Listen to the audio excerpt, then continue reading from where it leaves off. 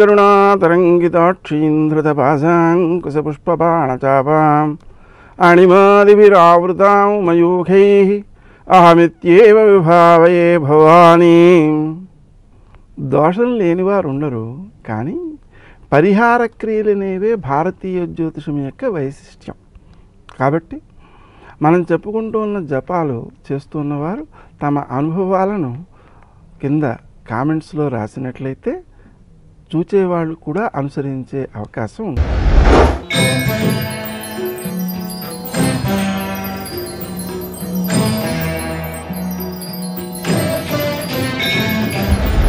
కన్యారాశి. ఈ రాశివారు తాము ఆచరించే కార్యక్రమాల్లో విజయాలు సాధిస్తారు. లక్ష్య సాధనాశక్తితో ప్రవర్తించగలుగుతారు. మీ యొక్క కృషి సత్ఫలితాలను ఇచ్చేదిగాను, గౌరవాన్ని పెంపొందించేదిగాను ఉంటుంది. మీ సొంత ప్రయోజనాల కోసం మీరు ప్రాధాన్యం ఇవ్వకపోయినా మీ ఆత్మీయుల యొక్క ప్రయోజనాలను సాధించడం విషయంలో మీ శ్రమ, కాలము, ధనము వ్యక్తీకరించబడి వినియుక్తమై వాటి వల్ల మీరు దీర్ఘకాలికమైనటువంటి గౌరవాన్ని, ప్రయోజనాన్ని పొందగలుగుతారు. తాత్కాలికమైన ప్రయోజనాల కోసం మీరు తాపత్రయపడకుండా ఉండడమే శ్రేయస్కరం. ప్రయాణం చేసే సమయంలో శ్రద్ధ చూపించండి. అంతేకాకుండా ప్రయాణ సమయంలో మనకు వచ్చేటువంటి ఇబ్బందులు ఏవైతే ఉన్నాయో వాటిని అధిగమించడం కోసం శ్రీ గౌతమ అనే నామాన్ని జపించుకోవడం ద్వారా మీరు ఎక్కువ ప్రయోజనాలను పొందగలుగుతారు. శత్రువులను జయించగలుగుతారు, అప్పులు తీర్చగలుగుతారు, స్నేహ సంబంధాలను పెంచుకోగలుగుతారు. ముఖ్యంగా ఉన్నతులైనటువంటి స్త్రీవర్గము నుంచి మీ యొక్క స్నేహ సంబంధాలు వృద్ధి చెందడం ద్వారా భవిష్యత్ కాలంలో ఎక్కువ ప్రయోజనాలను ఇచ్చేవిగాను, మీకు అభివృద్ధినిచ్చేవిగాను ఉంటాయి. అలాగే స్త్రీ దేవతోపాసన కూడా మీకు చాలా బాగా ఉపకరిస్తుంది. శ్రీ రాజమాతంగే నమః, జనని కనక వృష్టిం దక్షిణాన్ని తీర్పయామి మొదలైనటువంటి మంత్రాలు మీకు బాగా ఉపకరించేవిగా ఉంటాయి. ఆరోగ్య విషయంలో కొంచెం శ్రద్ధ చూపించాల్సిన అవసరం ఉంది. సకాలానికి ఆహారం తీసుకోవడం, సకాలానికి నిద్రపోవడం వలన మీ ఆరోగ్యాన్ని కాపాడుకోగలుగుతారు.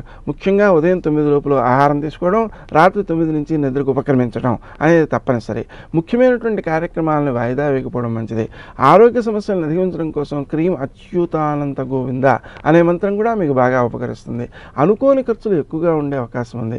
ఆ ఖర్చులు కూడా హోదా నిమిత్తము లేక లాభమును ఆశించి ఆశతో పెట్టే పెట్టుబడులు ఖర్చు అయ్యే అవకాశం ఉంది. ఈ రెండూ కూడా నష్టాన్ని కలిగించేవిగా మీరు గుర్తించాల్సిన అవసరం కూడా ఉంది. అందువలన సమయానికి ఆ డబ్బు అందడం కోసం, అదేవిధంగానే ఆ డబ్బు వ్యర్థం కాకుండా ఉండడం కోసం, శ్రమ, కాలము, ధనము సద్వినియోగం కావడం కోసం సుమంతో సుమంతో శ్రీ కార్తవీర్యార్జునాయ నమః అనే మంత్రాన్ని జపించుకుని సత్ఫలితాలను మీరు సాధించగలుగుతారు. తండ్రికి సంబంధించి ఆరోగ్య విషయంలో శ్రద్ధ చూపించాల్సినటువంటి అవసరం ఉంది. చిన్న అనారోగ్యంగా కనిపించినా వైద్యునితో సంప్రదించి సరి అయినటువంటి వైద్యాన్ని సమయానికి చేయించడం ద్వారా ఎక్కువ నష్టాన్ని కలగకుండా మీరు కాపాడుకోగలుగుతారు.